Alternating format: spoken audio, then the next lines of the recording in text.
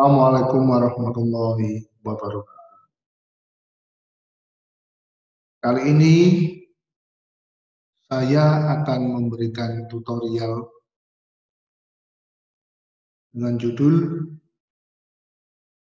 bagaimana tata cara pemulasaraan jenazah COVID.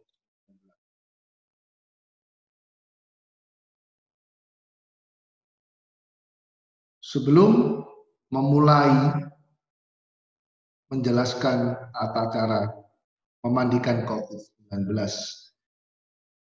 kita perlu tahu terlebih dahulu tentang apa arti dari pemulasaraan.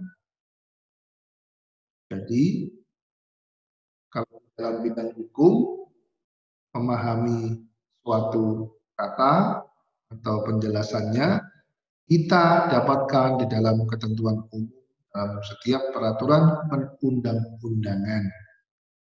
Kali ini arti pemulasaraan kita ambil sesuai dengan peraturan daerah nomor 13 tahun 2013 Surabaya tentang pengelolaan tempat makam dan penyelenggaraan jenazah. Dikatakan bahwa pemulasaraan adalah suatu proses perawatan terhadap jenazah yang meliputi satu, memandikan, mengkafani, mensolati, dan memakamkan.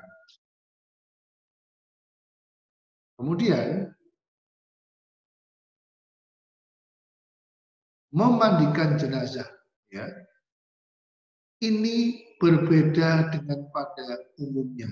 Pada situasi pandemi kali ini, tentunya untuk mencegah supaya tidak terjadi penularan terhadap petugas yang memandikan, juga terhadap keluarga, tentunya tata caranya berbeda dengan pada umumnya jika dalam keadaan normal. Untuk itu, ketentuan-ketentuan itu ada pada bidang agama masing-masing.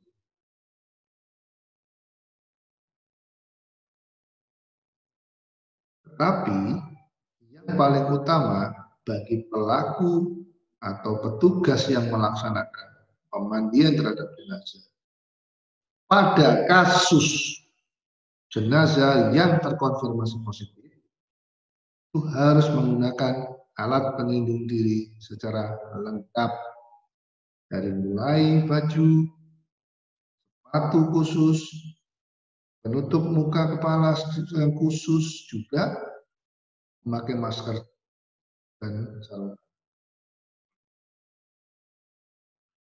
Contohnya kurang lebih seperti di gambar tersebut yang di atas, memakai baju khusus. Inilah yang dianjurkan oleh medis. Ini adalah contoh fatwa MUI tentang pedoman pengurusan jenazah. Banyak sekali itemnya, bisa kita baca sendiri. Ya.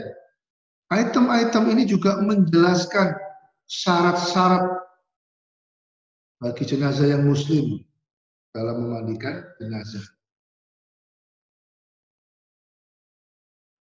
Juga ada syarat-syarat khusus bagi jenazah dan petugas yang memandikan jenazah. Ini dalam agama Islam. Tentunya di agama selain Islam juga mempunyai persyaratan masing-masing. Kemudian gambar di atas ini juga memberikan suatu contoh, walaupun memandikan dengan memberikan air, ya, bisa dengan alat atau bisa dengan air langsung mengalir, atau bisa dengan alat untuk memandikan atau meratakan air tersebut ke seluruh tubuh dari jenazah. Pada proses mengkafani atau memakaikan baju ini sangat spesifik untuk COVID-19. Setelah dimandikan, kita semprot dengan desinfektan, kemudian kita pakai kafan atau kain putih tersebut untuk dibungkus atau pakai baju. Setelah selesai kita semprot dengan desinfektan kembali, kemudian kita bungkus lagi dengan plastik atau suatu bisa plastik atau suatu bungkus yang jangan sampai tembus air ya. Karena ini menjaga agar tetap tidak ada cairan yang keluar dari jenazah atau bungkus. Untuk lebih mudahnya memang menggunakan plastik. Setelah di wrapping, bungkus dengan plastik, didesinfektan kembali dengan spray, kemudian dimasukkan ke dalam peti. Dalam peti tersebut juga didesinfektan juga, kemudian ditutup plastik, dan terakhir diberikan tutup petinya. Setelah itu didesinfektan kembali. Kemudian yang paling akhir adalah menutup peti mati tersebut dengan yang namanya plastik kembali. Sehingga yang utama adalah peti mati tersebut tetap harus dibungkus dengan plastik dan didesinfektan kembali. Runutan yang selalu berulang-ulang memberikan desinfektan itu menunjukkan bahwa memang upaya dari medis jangan sampai ada yang tersisa virus-virus. Ini semua adalah untuk melindungi petugas yang memandikan dan keluarga ini tidak ingin melihat.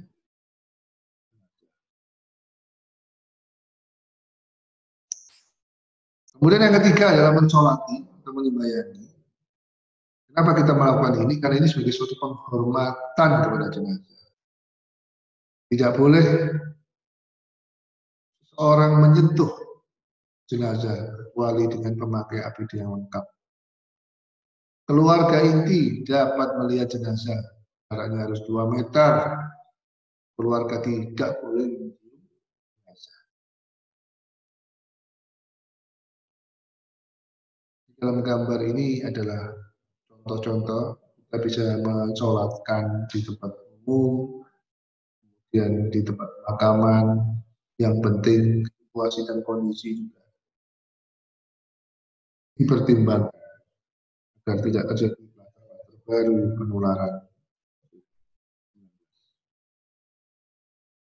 Kemudian yang terakhir adalah memakamkan atau mengkremasi. Ya. Di sini ada contoh bagaimana pemakaman yang terjadi di pemakaman memakai APD lengkap, kemudian pada yang kanan adalah memasukkan ke tempat krematorium, kremasi, jenazah tersebut juga memakai APD lengkap pula. Bagi pelayan, boleh tapi tetap mematuhi protokol kesehatan.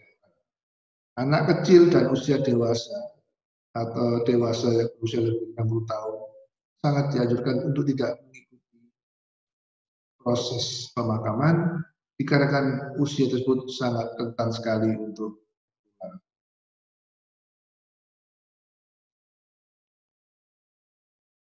ketentuan makam itu sudah diatur oleh pemerintah setempat. Kalau di WHO diharapkan jaraknya aman 250 meter dari sumber air yang utama. Ini adalah contoh bagaimana pemerintah membuat suatu pemakaman khusus bagi jenazah. Ini adalah salah satu foto contoh bagaimana kita menghadiri pemakaman di tempat pemakaman, tetap menjaga jarak aman 2 meter, menggunakan masker, dan selalu membawa hand sanitizer. Terima kasih. Wassalamualaikum warahmatullahi wabarakatuh. Insyaallah semua informasi tutorial kami bisa menjadi suatu ilmu baru buat kita semua agar kita memahami tentang tata cara pemakaman atau pemulasaraan Terima kasih.